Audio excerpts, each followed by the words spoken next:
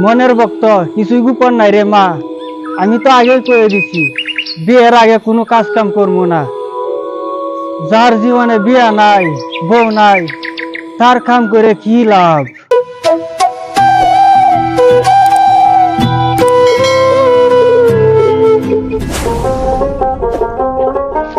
কি?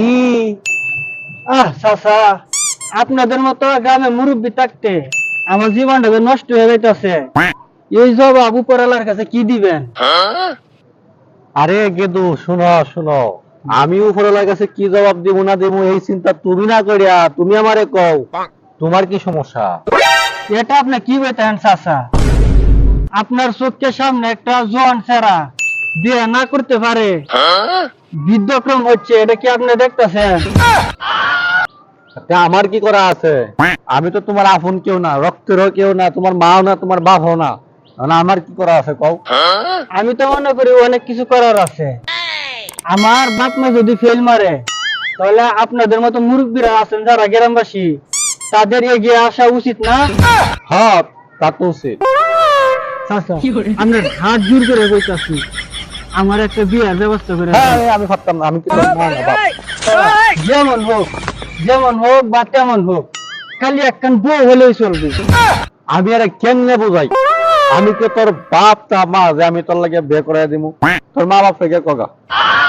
আমার জানা মতে তোমার মা বাবা তোমার বিয়ের লাগে কম চেষ্টা করছে না, বহুত চেষ্টা করছে। মেয়ের বাড়ির মেয়ের মা যদি তোমার কাছে বিয়ে না দেয়, আমার তো কিছু করার নাই।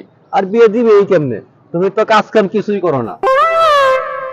এটা কি চাচা, আপনাদেরকে একটা কথা আমি বুঝাইতে পারতাছি না। কাম যা করমু, মনে তো একটু আনন্দ তাও লাগবো। যুবক সেরা ঘরে একটা বউ থাকবো, এই আনন্দ নিয়ে কাজ করমু, মানে এই আনন্দের ব্যবস্থাটা তো আপনারা করতেছেন না। তাহলে কাজটা কেমনে করবো? আচ্ছা, যেমনি হোক একটা বিয়ের ব্যবস্থা করে দিন আমার। না একটা ভাবতাম না, আদায় আমার সময় নাই। আমি ভাবি করি একটা বিয়ের ব্যবস্থা করে দিন। হ্যাঁ না যা, পাগল পাগল হলাম, কাজ কাম করার তোমার বিয়ের লাগে পাগল হয়ে গেলাম। আমার বিয়ে করা যায় না, আমার বিয়ে করা দিত না।